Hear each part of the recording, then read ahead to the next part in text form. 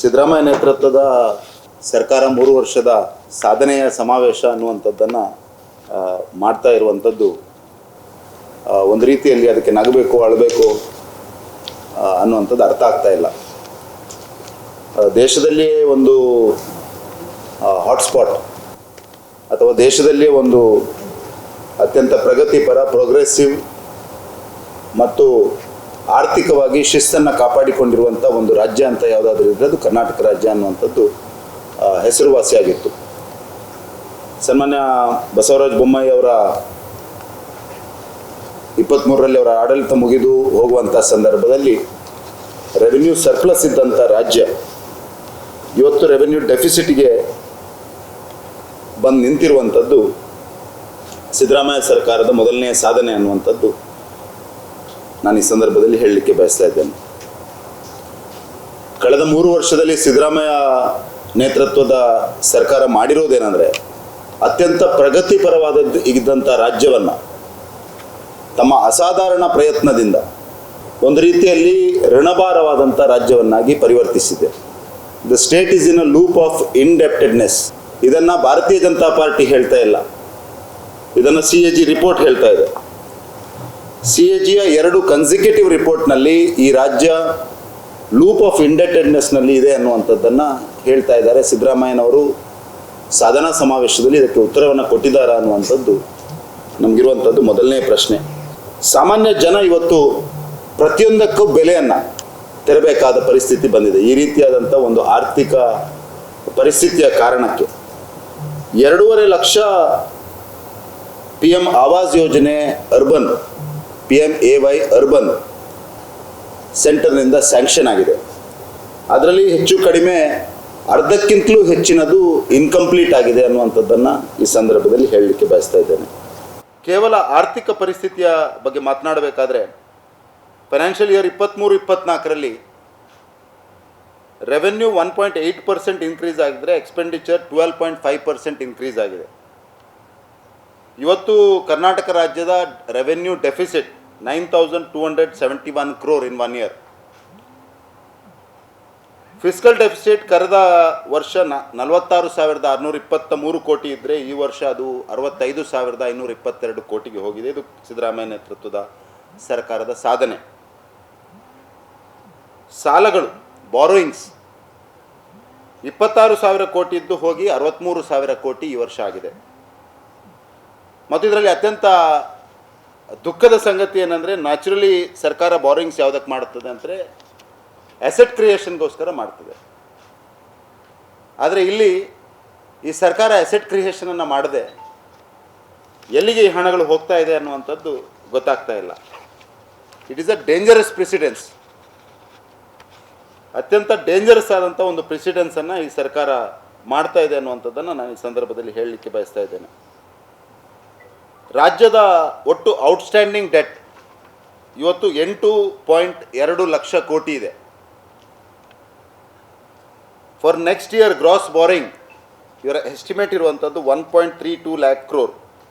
ಹಾಗಾಗಿ ಒಟ್ಟಾರೆಯಾಗಿ ಒಂದು ರೀತಿಯ ಆರ್ಥಿಕ ಶಿಸ್ತನ್ನು ಕಾಪಾಡದೆ ಬಾರೋಯಿಂಗ್ಸನ್ನು ಇನ್ಕ್ರೀಸ್ ಮಾಡಿ ಸರ್ಕಾರ ಕರ್ನಾಟಕದ ಪ್ರತಿಯೊಬ್ಬ ಪ್ರಜೆಯನ್ನು ಸಾಲದ ಸುಳಿಯಲ್ಲಿ ಸಿಕ್ಕಿಸಿ ಇನ್ಫ್ರಾಸ್ಟ್ರಕ್ಚರ್ ಸ್ಪೆಂಡಿಂಗನ್ನು 5,000 ಕೋಟಿ ಕಡಿತ ಮಾಡಿದೆ. ಬಾರೋಯಿಂಗ್ಸ್ ಇನ್ಕ್ರೀಸ್ ಮಾಡ್ತಾ ಇದೆ, ಇನ್ಫ್ರಾಸ್ಟ್ರಕ್ಚರ್ ಸ್ಪೆಂಡಿಂಗನ್ನು ಕಡಿತ ಮಾಡ್ತಾ ಇದೆ.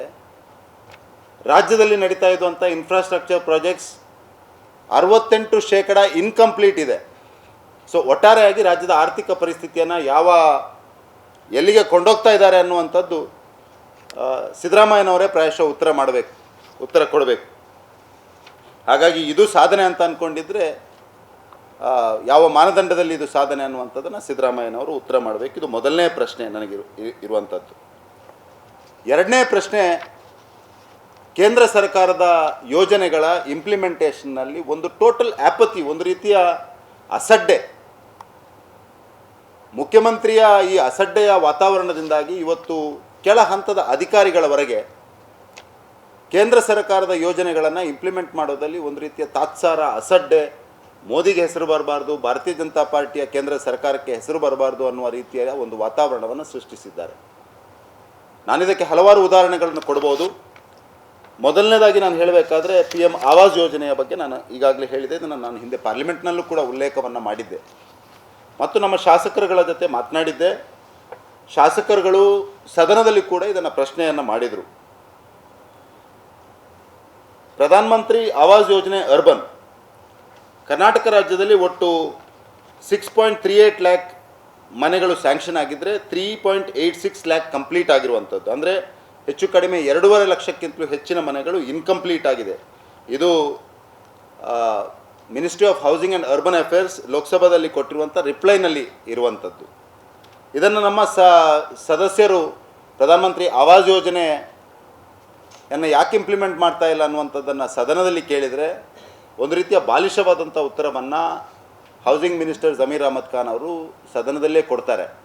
ಅಂದರೆ ಇಷ್ಟಲ್ಲಿ ಹಣ ಮನೆ ಕಟ್ಟಲಿಕ್ಕೆ ಆಗ್ತದ ಅನ್ನುವಂಥ ಒಂದು ರೀತಿಯ ವಿಚಿತ್ರವಾದ ಉತ್ತರವನ್ನು. ಬೇಸಿಕಲಿ ಪ್ರಶ್ನೆ ಇರುವಂಥದ್ದು ಇಷ್ಟೇ: ಸಿದ್ದರಾಮಯ್ಯ ನೇತೃತ್ವದ ಸರ್ಕಾರ ತನ್ನ ಆರ್ಥಿಕ ಶಿಸ್ತಿನ ಕೊರತೆಯ ಕಾರಣಕ್ಕೆ, ಕೇಂದ್ರ ಸರ್ಕಾರದ ಯೋಜನೆಗಳಿಗೆ ತನ್ನ ಶೇರನ್ನು ಕೊಡಲಿಕ್ಕೆ ಆಗದಿರುವ ಕಾರಣಕ್ಕೆ ಮತ್ತು ಜನರಿಗೆ ತಪ್ಪು ಭರವಸೆಗಳನ್ನು ಕೊಟ್ಟು ಅದನ್ನು ಪೂರ್ತಿ ಮಾಡಲಿಕ್ಕೆ ಸಾಧ್ಯ ಇರೋ ಕಾರಣಕ್ಕೆ ಮಾತ್ರ ಅಲ್ಲ, ಕೇಂದ್ರ ಸರ್ಕಾರ ಮತ್ತು ನರೇಂದ್ರ ಮೋದಿ ಮತ್ತು ಭಾರತೀಯ ಜನತಾ ಪಾರ್ಟಿಗೆ ಕ್ರೆಡಿಟ್ ಹೋಗಬಾರ್ದು ಅನ್ನುವ ಕಾರಣಕ್ಕೆ ಕೇಂದ್ರ ಸರ್ಕಾರದ ಯೋಜನೆಗಳ ಇಂಪ್ಲಿಮೆಂಟೇಷನಲ್ಲಿ ಫೇಲಿಯರನ್ನು ಮಾಡ್ತಾ ಇದೆ. ಕೇಂದ್ರ ಸರ್ಕಾರದ್ದು ಮಾತ್ರವಾ ಅಂತ ಕೇಳಿದರೆ, ಬಡವರ ಹೊಟ್ಟೆಗೊಡೆಯುವ ಕೆಲಸವನ್ನು ಎಲ್ಲ ಯೋಜನೆಗಳು ಮಾಡ್ತಾ ಇದ್ದಾರೆ. ಕೇವಲ ಒಂದು ಉದಾಹರಣೆಯನ್ನು ಕೊಡ್ತೇನೆ. ಕ್ಷೀರಧಾರೆಯ ಬಗ್ಗೆ ಭಾರಿ ಕ್ಲೇಮ್ ಮಾಡಿಕೊಂಡು ಸಿದ್ದರಾಮಯ್ಯನವರು ನಾನು ಅನ್ನಭಾಗ್ಯ ಕೊಟ್ಟೆ, ಕ್ಷೀರಧಾರೆ ಕೊಟ್ಟೆ, ಮೊಟ್ಟೆ ಭಾಗ್ಯ ಕೊಟ್ಟೆ ಅನ್ನುವಂಥದ್ದನ್ನು ಹೇಳ್ತಾ ಇದ್ದ ಸಿದ್ದರಾಮಯ್ಯನವರು ಇವತ್ತು 38 ಲಕ್ಷ ಡೈರಿ ಫಾರ್ಮರ್ಸಿಗೆ ಅನ್ಯಾಯವನ್ನು ಮಾಡಿದ್ದಾರೆ. 800 ಕೋಟಿ ಹಣ, ಜನರಿಗೆ ಹೋಗಬೇಕಾದಂಥ ಹಣ ಕಳೆದ 9 ತಿಂಗಳಿಂದ ಹೋಗ್ತಾ ಇಲ್ಲ. 9 ತಿಂಗಳಿಗೆ 110 ಕೋಟಿ ಸರ್ಕಾರ ಇದಕ್ಕೆ ತೆಗೆದಿಡಬೇಕು. ರೈತರಿಗೆ ಸಿಗುವಂಥ ಸಬ್ಸಿಡಿ, ನಮ್ಮ ಹಲವಾರು ವರ್ಷಗಳಿಂದ ಕೃಷಿ ಕ್ಷೇತ್ರದಲ್ಲಿ ಕೆಲಸ ಮಾಡ್ತಿರುವಂಥ ಶಾಂತಿ ಪ್ರಸಾದ್ ಇಲ್ಲಿ ಇದ್ದಾರೆ, ಅವ್ರಿಗೆ ಗೊತ್ತಿದೆ. ಇವತ್ತು ನೀವು ನಾನು ವಿನಂತಿ ಮಾಡೋದು ಪತ್ರಕರ್ತರಲ್ಲಿ, ಬೆಳಿಗ್ಗೆ ಹಾಲು ಹಾಕಲಿಕ್ಕೆ ಹೋಗುವಂಥ ಹೈನುಗಾರಿಕೆ ನಡೆಸ್ತಾ ಇರುವಂಥ ಆ ಮಹಿಳೆಯರ ಹತ್ರ ಕೇಳಿದರೆ ಗೊತ್ತಾಗ್ತದೆ. ಕ್ಷೀರಧಾರೆಯ ಹಣ 9 ತಿಂಗಳಿಂದ ಬಂದಿಲ್ಲ. ಇದು ಸಿದ್ದರಾಮಯ್ಯನವರ ಸಾಧನೆಯ ಅನ್ನುವಂಥದ್ದು ನಮಗಿರುವಂಥ ಪ್ರಶ್ನೆ. SCP TCP ಫಂಡ್ನ ಬಗ್ಗೆ ನಮ್ಮ ಶಾಸಕರುಗಳೆಲ್ಲ ಸದನದಲ್ಲೂ ಕೂಡ ಮಾತನಾಡಿದ್ದಾರೆ ಮತ್ತು ಭಾರತೀಯ ಜನತಾ ಪಾರ್ಟಿ ಇದನ್ನು ತುಂಬ ಸೀರಿಯಸ್ ಆಗಿ ಟೇಕಪ್ ಮಾಡಿತ್ತು. ಒಟ್ಟು 15,000 ಕೋಟಿ ಕಾರ್ಪಸನ್ನು 26-27 ಇದರಲ್ಲಿ ಅದನ್ನು ಡೈವರ್ಟ್ ಮಾಡಿದೆ. ಎಲ್ಲಿಗೆ ಅನ್ನುವಂಥದ್ದು ನಮ್ಗೆ ಗೊತ್ತಿಲ್ಲ. 15,000 ಕೋಟಿ SCP ಡೆಕ್ಕನ್ ಹೆರಾಲ್ಡ್ನ ಪತ್ರಿಕೆಯಲ್ಲೂ ಕೂಡ ಬಂದಿದೆ. ನಾನು ಸಬ್ಸ್ಟಾನ್ಷಿಯೇಟ್ ಮಾಡಬೇಕಾದ್ರೆ ಪತ್ರಿಕೆಯಲ್ಲೂ ಕೂಡ ಬಂದಿದೆ. ಹಾಗಾಗಿ ಪತ್ರಿಕೆಯಲ್ಲೂ ಬಂದರೂ ಅದಕ್ಕೆ ಉತ್ತರ ಇಲ್ಲ, CAG ರಿಪೋರ್ಟ್ನಲ್ಲಿ ಬಂದರೂ ಉತ್ತರ ಇಲ್ಲ, ವಿರೋಧ ಪಾರ್ಟಿ ಕೇಳಿದರೂ ಉತ್ತರ ಇಲ್ಲ, ಜನ ಕೇಳಿದರೂ ಉತ್ತರ ಇಲ್ಲ, ಹೈನುಗಾರರು ಕೇಳಿದರೂ ಉತ್ತರ ಇಲ್ಲ, ಯಾರು ಕೇಳಿದರೂ ಉತ್ತರ ಇಲ್ಲ. ಒಂದು ರೀತಿಯ ಉಡಾಫೆಯ, ಅಸಡ್ಡೆಯ, ಲಜ್ಜೆಗೆಟ್ಟ ಸರ್ಕಾರ ಈ ರಾಜ್ಯದಲ್ಲಿ ಇರೋದು. ಮಾತ್ರ ಅಲ್ಲ, ಸಿದ್ದರಾಮಯ್ಯನವರು ಇಷ್ಟು ವರ್ಷ ರಾಜಕೀಯ ಮಾಡಿ ಕೊನೆ ಹಂತದಲ್ಲಿ ಯಾಕೆ ಮಾಡ್ತಾ ಇದ್ದಾರೆ ಅನ್ನುವಂಥದ್ದು ನನಗೆ ಗೊತ್ತಾಗ್ತಾ ಇಲ್ಲ. ಮಾತನಾಡಲಿಕ್ಕೆ ಹೋಗೋದಿಲ್ಲ. ಅದು ಇವತ್ತು ಎಲ್ಲ ಪತ್ರಿಕೆಗಳಲ್ಲೂ ಕೂಡ ಬೆಂಗಳೂರಿನ ಪರಿಸ್ಥಿತಿ, ಬೆಂಗಳೂರಿನ ಟ್ರಾಫಿಕ್ನ ಪರಿಸ್ಥಿತಿ, ಬೆಂಗಳೂರಿನ ಸಮಸ್ಯೆಗಳ ಬಗ್ಗೆ ಇದೆ. ಹಾಗಾಗಿ ಒಟ್ಟಾರೆಯಾಗಿ ಈ ಸರ್ಕಾರ ಒಂದು ರೀತಿಯಲ್ಲಿ ಕೊಲ್ಯಾಪ್ಸ್ ಆಗಿ ಆರ್ಥಿಕ ಶಿಸ್ತನ್ನು ಮೇಂಟೈನ್ ಮಾಡದೆ, ಕೇಂದ್ರ ಸರ್ಕಾರದ ಯೋಜನೆಗಳ ಇಂಪ್ಲಿಮೆಂಟೇಷನಲ್ಲಿ ಸಮಸ್ಯೆಗಳನ್ನು ಮಾಡಿಕೊಂಡು, ವರ್ಗಾವಣೆ ಮತ್ತು ಕಮಿಷನ್ ದಂಧೆಯನ್ನು ನಡೆಸಿಕೊಂಡು, ಹಲವಾರು ಹಗರಣಗಳನ್ನು ಮಾಡಿಕೊಂಡು ಸರ್ಕಾರವನ್ನು ನಡೆಸ್ತಾ ಇರುವಂಥದ್ದು ತಮ್ಮೆಲ್ಲರ ಗಮನಕ್ಕೆ ತರಲಿಕ್ಕೆ ಬಯಸ್ತಾ ಇದ್ದೇನೆ. ನಾನು ಕೇವಲ ದಕ್ಷಿಣ ಕನ್ನಡ ಜಿಲ್ಲೆಯ ಬಗ್ಗೆ ಹೇಳಬೇಕಾದ್ರೆ, ಕೇವಲ ಆರೋಗ್ಯ ಇಲಾಖೆಯಲ್ಲಿ ಕಳೆದ 2 ವರ್ಷದಲ್ಲಿ 25 ಕೋಟಿಗಿಂತಲೂ ಹೆಚ್ಚಿನ CSR ಫಂಡ್ಸ್ನಿಂದ ವೆನ್ಲಾಕ್ ಮತ್ತು ಲೇಡಿ ಗೋಷನ್ ಮತ್ತು ಜಿಲ್ಲೆಯ ಕೊಕ್ಕಡದಲ್ಲಿ ಪಾಲನಾ ಕೇಂದ್ರಗಳು, ಈ ರೀತಿ ಹಲವಾರು ಹಣವನ್ನು CSRನ ಮುಖಾಂತರ ನಡೆಸುವಂಥ ಪರಿಸ್ಥಿತಿಗೆ ಸರ್ಕಾರ ಬಂದಿದೆ. ಸರ್ಕಾರ 1 ರೂಪಾಯಿಯನ್ನು ಆರೋಗ್ಯ ಇಲಾಖೆಗೆ ಕೊಡ್ತಾ ಇಲ್ಲ, ಶಾಲೆಗಳಿಗೆ ಕೊಡ್ತಾ ಇಲ್ಲ, ಸಂಬಳಗಳನ್ನು ಕೊಡ್ತಾ ಇಲ್ಲ, ಹೊಸ ನೇಮಕಾತಿಗಳನ್ನು ಮಾಡ್ತಾ ಇಲ್ಲ. ಹಾಗಾದರೆ ಯಾವ ರೀತಿಯ ಫೈನಾನ್ಷಿಯಲ್ ಮೆಸ್ಸನ್ನು ಇವರು ಕ್ರಿಯೇಟ್ ಮಾಡಿದ್ದಾರೆ ಅನ್ನುವಂಥದ್ದು ಹೇಳಲಿಕ್ಕೆ ಬಯಸ್ತಾ ಇದ್ದೇನೆ. ಒಟ್ಟಾರೆಯಾಗಿ ಈ ರಾಜ್ಯವನ್ನು ಒಂದು ರೀತಿಯಲ್ಲಿ ಕೇಂದ್ರದ ಕಾಂಗ್ರೆಸ್ಗೆ ATMನ ರೀತಿ ಬಳಸಿಕೊಂಡು ರಾಜ್ಯದ ಆರ್ಥಿಕ ಶಿಸ್ತನ್ನು ಹಳ್ಳಕ್ಕೆ ಹಿಡಿಸಿ ರಾಜ್ಯದ ಜನರನ್ನು ಸಾಲದ ಕೂಪಕ್ಕೆ ಹಾಕಿ ರಾಜ್ಯದ ಜನರ ಬಗ್ಗೆ ಕನಿಷ್ಠ ಒಂದು ಪ್ರಜ್ಞೆಯನ್ನು ಕೂಡ ಇಟ್ಕೊಳ್ಳದೆ ಈ ಸರ್ಕಾರ ಕೆಲಸವನ್ನು ಮಾಡ್ತಾ ಇದೆ ಅನ್ನುವಂಥದ್ದನ್ನು ಈ ಸಂದರ್ಭದಲ್ಲಿ ಹೇಳಲಿಕ್ಕೆ ಬಯಸ್ತಾ ಇದ್ದೇನೆ. ಹಾಗಾಗಿ ಒಟ್ಟಾರೆಯಾಗಿ ಈ ಸರ್ಕಾರ ಹಿಂದೂ ಕಾರ್ಯಕರ್ತರ ದಮನ ನೀತಿಯನ್ನು, ಒಂದು ಹಿಂದೂ ವಿರೋಧಿ ಮಾನಸಿಕತೆಯನ್ನು ಪ್ರತಿಯೊಂದರಲ್ಲೂ ತೋರಿಸ್ತಾ ಬಂದಿರುವಂಥದ್ದು ಕೂಡ ಈ ಸಂದರ್ಭದಲ್ಲಿ ಹೇಳಲಿಕ್ಕೆ ಬಯಸ್ತಾ ಇದ್ದೇನೆ. ಇತ್ತೀಚೆಗೆ ಕಳೆದ ಬಜೆಟ್ನಲ್ಲಿ ಸಿದ್ದರಾಮಯ್ಯನವರು ಒಂದು ಹೊಸ ಇದನ್ನು ಮೈನಾರಿಟಿ ಕಾಲೋನಿ ಫಂಡ್ ಅಂತ, ಮೈನಾರಿಟಿ ಕಾಲೋನೀಸನ್ನು ಕ್ರಿಯೇಟ್ ಮಾಡುವಂಥ ಒಂದು ಹೊಸತು ಪ್ರೆಸಿಡೆನ್ಸನ್ನು ಸೆಟ್ ಮಾಡಿದ್ದಾರೆ. ಈ ಪರಿಪಾಠ ಪ್ರಾಯಶಃ ದೇಶದ ಬೇರೆಲ್ಲಿಯೂ ಇದೆ ಅನ್ನುವಂಥದ್ದು ನನಗೆ ಗೊತ್ತಿಲ್ಲ. ಮೈನಾರಿಟಿ ಕಾಲೋನಿ ಫಂಡ್ ನೇರವಾಗಿ ಮೈನಾರಿಟಿ ಕಾಲೋನೀಸನ್ನು ಸೃಷ್ಟಿ ಮಾಡೋದಂದರೆ ಸಮಾಜದ ಮಧ್ಯೆ ಧರ್ಮದ ಆಧಾರದಲ್ಲಿ, ಹಿಂದೂ ಮುಸ್ಲಿಂ ಅನ್ನೋ ಆಧಾರದಲ್ಲಿ ಅವ್ರನ್ನ ಸೆಪ್ರೇಟಾಗಿ ಒಂದು ರೀತಿಯ ಗೆಟೋಯಿಸೇಷನ್ ಮಾಡುವಂಥ ಪ್ರಯತ್ನವನ್ನು, ಇದನ್ನು ಅಂಬೇಡ್ಕರ್ ಅವರು ಸಂವಿಧಾನ ರಚನೆಯ ಸಂದರ್ಭದಲ್ಲಿ ಇದರ ಬಗ್ಗೆ ದೀರ್ಘವಾಗಿ ಚರ್ಚೆಯನ್ನು ಮಾಡಿ ಈ ಗೆಟೋಯಿಸೇಷನ್ ವಿಲ್ ಲೀಡ್ ಟು ಬ್ಯಾಲ್ಕನೈಸೇಷನ್ ಅನ್ನುವಂಥದ್ದನ್ನು ಅಂಬೇಡ್ಕರ್ ಅವರೇ ಹೇಳಿದರು. ಹಾಗಾಗಿ ಅಂಬೇಡ್ಕರ್ರ ತತ್ವಗಳಿಗೂ ವಿರುದ್ಧವಾಗಿ ಕಾಂಗ್ರೆಸ್ ಹೇಗೂ ಇತ್ತು, ಸಿದ್ದರಾಮಯ್ಯನವರಾದರೂ ಕೂಡ ಹೇಳಿದ್ದನ್ನು ಮಾಡ್ತಾರೆ ಅನ್ನುವಂಥದ್ದು ಕ್ಲೈಮ್ ಮಾಡ್ತಾಯಿದ್ರು. ಹಾಗಾಗಿ ಕೊನೆಗೆ ಅಂಬೇಡ್ಕರ್ರವರಿಗೂ ಕೂಡ, ಅಂಬೇಡ್ಕರ್ರ ತತ್ವಗಳಿಗೂ ಕೂಡ ತಿಲಾಂಜಲಿಯನ್ನು ಇಡುವಂಥ ಕೆಲಸವನ್ನು ಈ ಸರ್ಕಾರ ಮಾಡ್ತಾ ಇದೆ ಅಂತ ನಾನು ಈ ಸಂದರ್ಭದಲ್ಲಿ ಹೇಳಲಿಕ್ಕೆ ಬಯಸ್ತಾ ಇದ್ದೇನೆ.